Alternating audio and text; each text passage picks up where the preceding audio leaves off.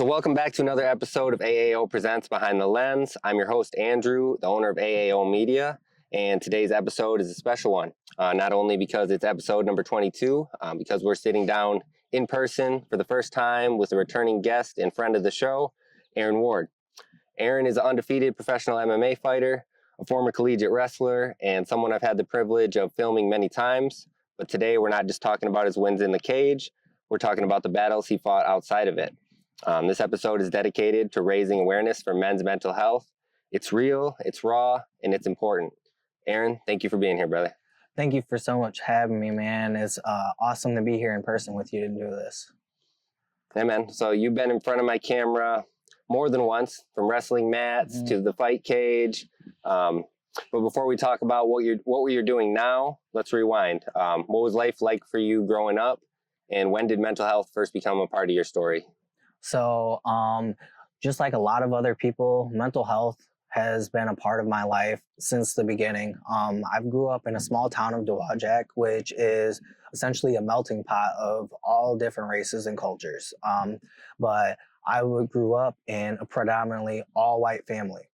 You know, and being a black man, growing up in an all-white family, there's a lot of things that you miss out on that you don't recognize as a young kid, let alone being a young kid in a small town. Adults talk, and adults always know everything that's going on, you know, but as a little kid, you don't really see it like that. And it kind of gets thrown to the wayside. You're more so worried about just enjoying the day-to-day compared to what is the bigger picture, and that's essentially life, you know, life as an adult, what it ends up looking like long-term. A lot of people, when they start out and they have these struggles, we are always shown and told to push it down and push down deep inside of you. So a lot of times it doesn't actually end up coming out to light. So that's a big thing that's different with me, is I was brought to that early on in my life. As I got older, it was a lot harder for my parents to hide the fact that I am different compared to everyone else, you know, and I'm not trying to knock them and saying that how they did it is wrong. At the end of the day, they were looking to protect their son, looking to protect me from the outside world on what people thought about our family, what people thought about the situation at hand, you know. So I really didn't understand things until I would say I was in 5th or 6th grade, when my parents actually sat me down and talked to me about it, that not only do I have another family out there and a father, but he's actually in my same hometown. So yeah, this entire time, you know, my parents were doing what they thought was right in raising me, while also I just never knew that he was also right there seeing me firsthand. So I actually, I have another brother and sister, both of them the same age as me. My sister, she's my grade. And then my brother, he was the grade above me. And I grew up with them. I grew up with my brother. He would come to my house all the time, actually. And we were on sports teams together. We ran around the neighborhoods. But at those times, I seen it as, that's just my friend. So you didn't know that was your brother? No, I had no idea until fast track to junior year in high school. It was mentioned just because we ended up going to different towns, different high schools. I moved on to Lakeshore, which is about 30 minutes over, and he went to Niles, which is 30 minutes from Dowagiac as well. Both in the same conference, both in the same division. So we still gravitated towards each other as friends. We both played the exact same sports. Wow. We played football, so I'd see him on the football field, and we wrestled them, and that was our rival in high school. So I constantly seen him. I constantly got to hang out with him and grow up and be sports, but I didn't know that we were related until the summertime. And that's because we were just so close to hanging out all the time. I was hanging out with my sister as well, and his mom actually thought it was time that I actually knew. So I turned out to be the last person to find out that we were actually related, and it was a shock. Yeah, I bet, man. Especially just knowing him, growing up with him. Yeah, I literally grew up with him since day one, and being so close as friends that I truly didn't know how to You guys look handle alike or this. what? We look like twins. I'll show you some pictures and we'll put them up on the podcast as well, just so people can also see it. But we look like twins. Seriously. And we used to joke about it as kids that we were related. And turns out you are. We are, yes. So, and that was a shock for me. And I didn't necessarily know how to handle it. I didn't know how to process it because I was just, at the time, I was junior in high school, 17 years old. And it just kind of flipped my world upside down in a way, just because how do I navigate this relationship now? You know what I mean? He really was excited about it, and I had a lot of pushback, which at the time is, now looking back, I really regret that whole entire thing, just because it robbed him essentially of being able to have a brother, let alone he's got a little brother, but having a brother your exact same age is just different. We didn't have those years of fighting back and forth or playing out in the yard. We didn't have that compared to my family that raised me. I have an older brother and an older sister. So I always felt that. Me and my brother are 2 years apart. So we fought back and forth. We always had a joke that you knew you were officially in my friend group if you got into a fight with my brother. Because it always seemed like that was a thing, So that's truly where it started from day one. And it's just been an ongoing process of just learning, dealing with that entire thing, and just how do you go from here, So you're undefeated as a pro fighter, a record that people envy. But even with that success, what have been some of the lowest points for you mentally? Moments that people don't see behind the highlight reels. Right. So like you said, right now, an undefeated fighter, especially as a pro, 3-0 with 3 TKOs / knockouts, however you want to decipher and look at that. But in the beginning, I started out 0-2 as an amateur, and that doesn't necessarily happen at Mercy.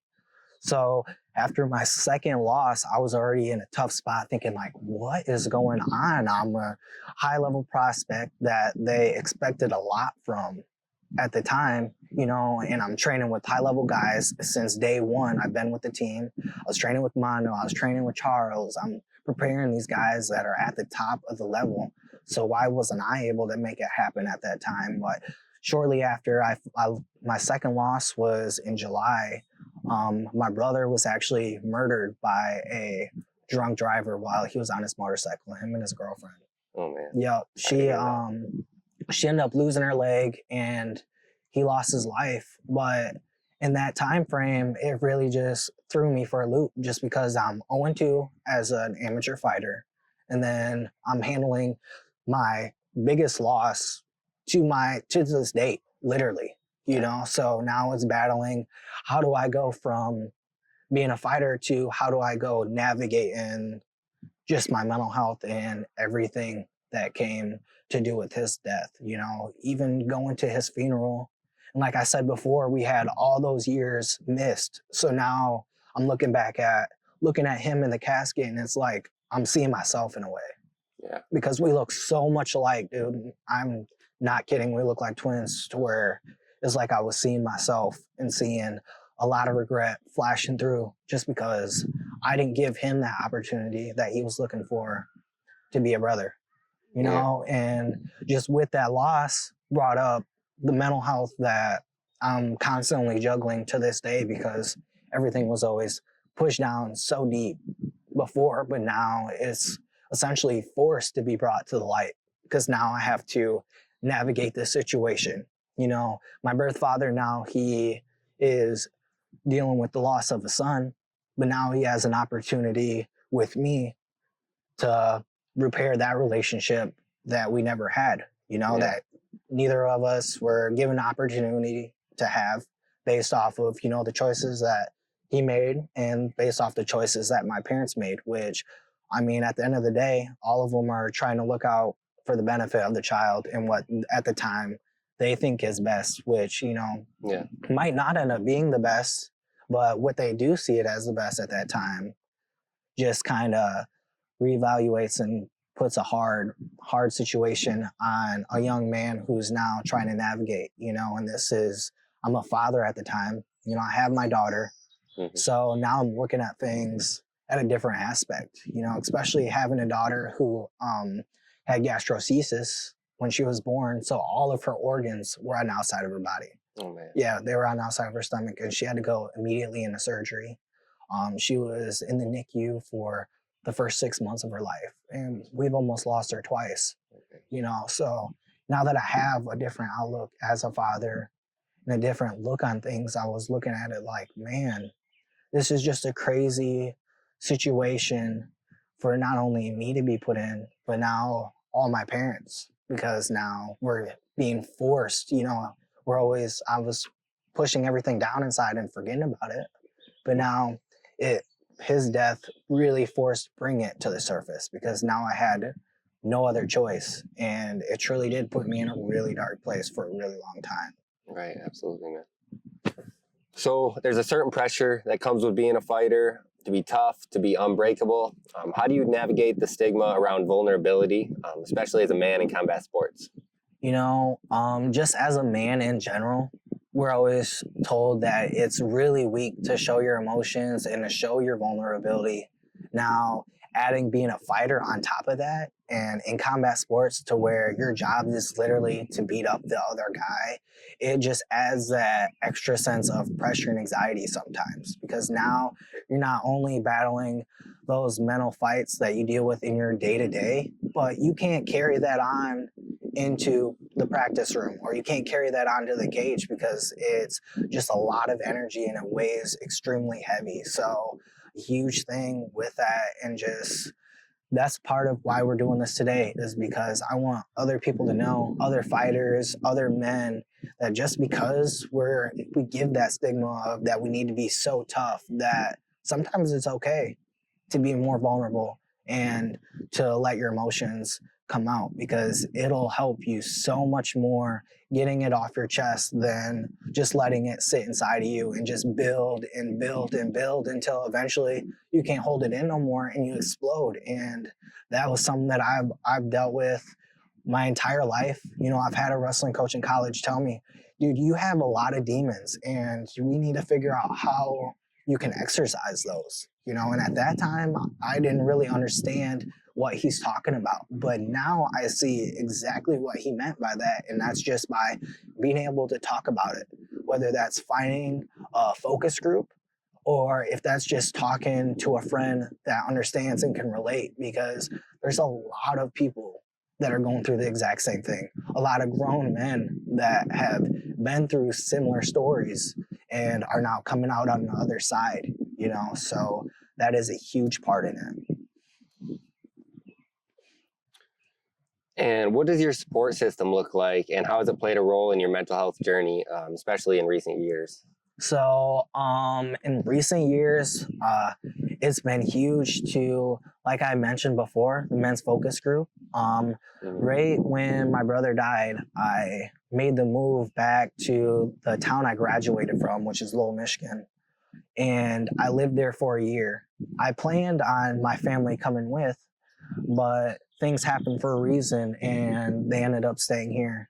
So I was there for an entire year just going through the struggles, because it was the year after my brother passed.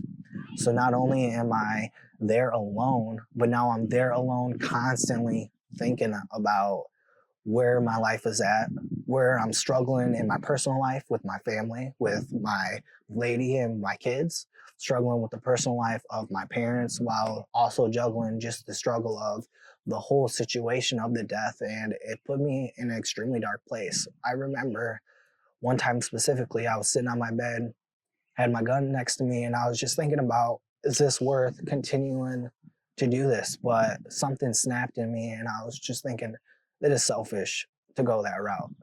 I have two beautiful kids.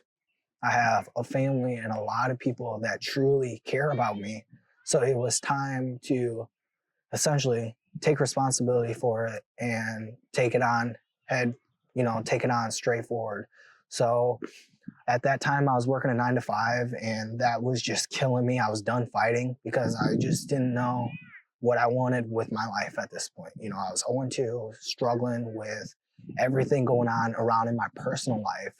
to where I just knew that every day I was working, I was destined for more. There's more to me than just doing this 9 to 5. So, my head wrestling coach actually started this men's focus group called The Barn, and I started attending those. And that actually gave me a different outlook because now I'm listening to grown men give their testimony and I'm seeing that I can relate to a lot of those things. So now I'm picking up on how to handle the triggers that I'm currently going through at the time.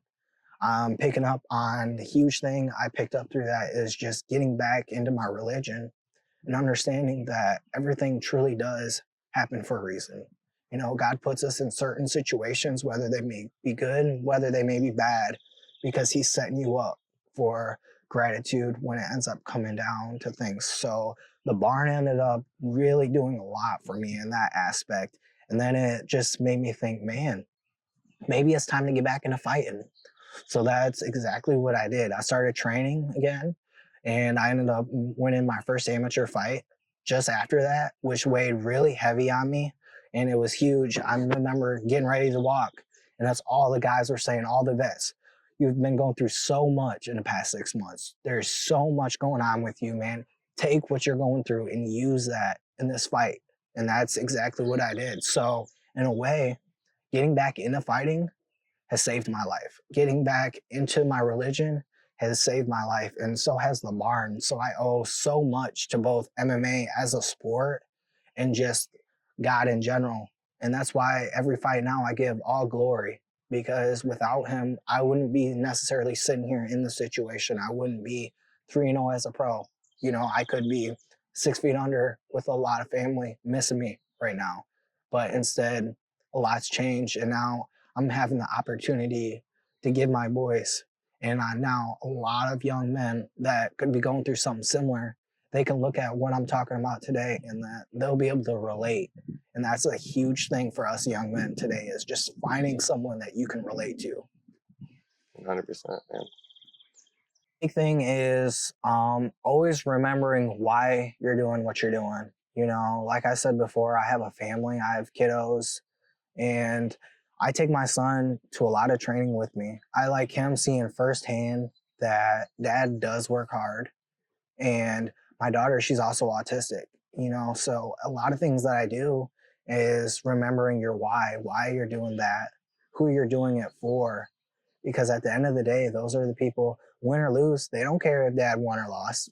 They just care about dad coming home and being dad. Yeah. You know, so not letting that stuff weigh too heavy on me and just allowing myself to continue to pursue this dream of making it to the UFC, continuing to pursue this dream of just being a good man and a role model for a lot of kids. You know, I also have nephews and they see me firsthand. They see what I've been through and what I'm currently going through every day. So for them to be able to see that there's someone in our family that has gone through a lot and continues to not let that hinder him from what his true end goals are, that is really huge for me. And that's one of my biggest motivators, as well as just praying all the time. When I'm struggling with things, I talk to God, and sometimes He gives you answers. Sometimes He gives you the answers that you might not necessarily want at the time. But all of those things happen for a reason, and He's giving those to you because He knows that you can handle it. And it's just building blocks for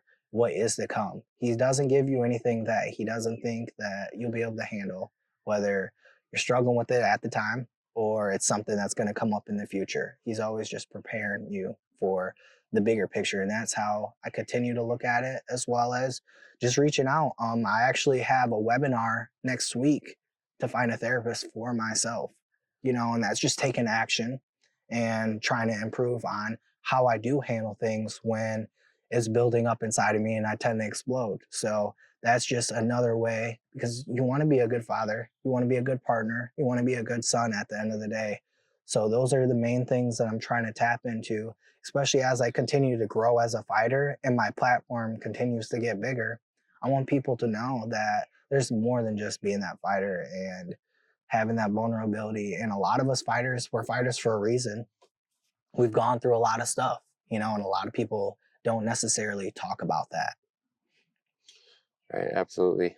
So let's talk about identity for a second. So outside of fighting, outside of wrestling, who is Aaron Ward, and how do you stay grounded in that identity when the spotlight fades? Aaron Ward is a caring father at the end of the day. He's a loving son. He absolutely will do anything for anybody. He loves giving back and just being there. One of my buddies just told me the other day that he really appreciates everything that I do. He's a year younger than me, but he always tells me that I'm so much more mature.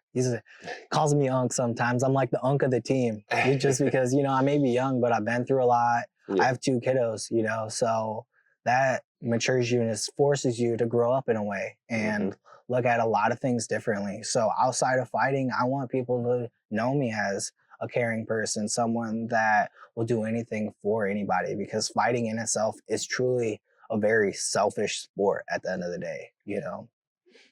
Hey, absolutely, man. I'm as a man that has three boys himself. Definitely changed my life. I mean, I could have never saw myself coaching soccer, and I've been doing it for 7 years now, just coaching my kids as they go through the league, man. So Yep, that's me too. I'm actually right now. So last year, my daughter, we tried to put her in soccer. She didn't play a single game. With her having autism, she was more worried about like running around on the track, or if her ball, she had a pink ball. If her ball wasn't in gameplay, she wasn't going Not out there. interested, right? So we'd have the game ball going on. And if she wanted to come out in the field, I'd have her pink ball tucked behind my jersey and I would take it out, switch, and then she'd play a little bit. And then now that my son, he's actually in his first year of T-ball, I didn't even volunteer to be a coach, but I find myself coaching every single game. I'm out there and it's funny. He's just like me and he'll throw his mitt at me and tell me to leave him alone while I'm out there. And it's great to be able to be a fighter and live out what I'm trying to do, but also be present, because that's what the father that raised me was. He was my football coach in every sport. He is my baseball coach for everything, and I wrestled. He introduced me into wrestling and he was always right there in my corner as well. So being able to do that for my son is a huge, huge thing for me, to be able to not only show him firsthand, dad works hard, but dad is willing to be right there with you while you're trying to work hard as well. Now, there's probably a young man listening right now who's struggling, maybe even in silence. What would you say directly to him? To the young mans that are struggling, and especially struggling in silence, that's definitely not the way to go. Find someone that you can confide to, whether that is an adult that you really look up to, or just do a little bit of research. Reach out to me. I will gladly talk to any young man that has been going through stuff. As you've heard today, I've gone through a lot in my life as it is. So if you need someone to talk to, please don't be afraid to reach out or even start praying.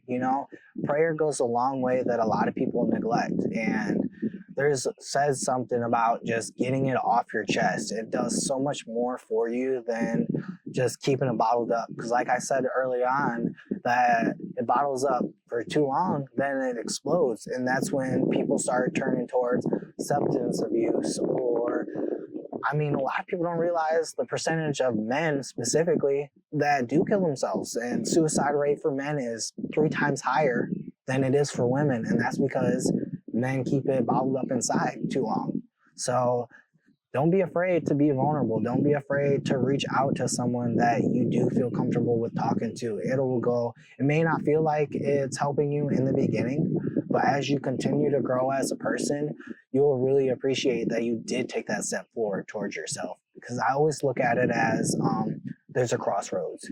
You can either go left, and that's going down the wrong path, or you can go right, and that's taking full control of your life, taking full control of what has happened. Because at the end of the day, the trauma may have happened as a young child or early on as an adult, but as you do continue to grow older, it's your responsibility to take full control of how you navigate that situation, how you feel about it, whether you want to start forgiving, because forgiveness goes such a long way. Anger is so much energy that just continues to get built up, continues.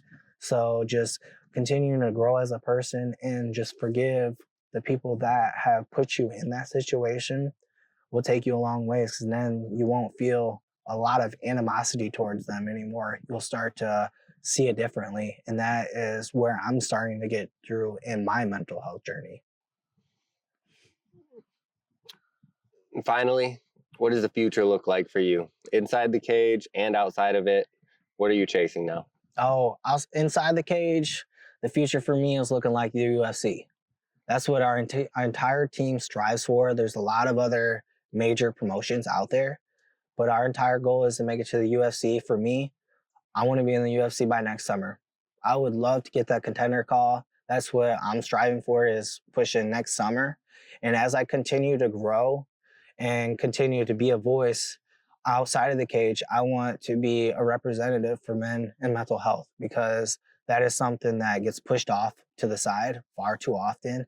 And being a man in combat sports, I think that there is a lot to give and another perspective on things when it comes to that. And I know there's a lot of young men out there that see us all the time as gladiators and see that as strength, but there's some other kind of strength that you can pick up from having that vulnerability, because now once that comes, now you have gratitude for everything that is coming along that way. Now I'm 3-0 as a pro, and I'm grateful for it. I see all those hardships early on in my MMA career, all that hardship post second loss of losing my brother, all is adding up to now as a man, as I continue to grow. I'm almost 28, or I'm 28 now, I'm turning 29 next month. I'm almost in my 30s. So that'll be turning a whole nother aspect, and my kids are getting older.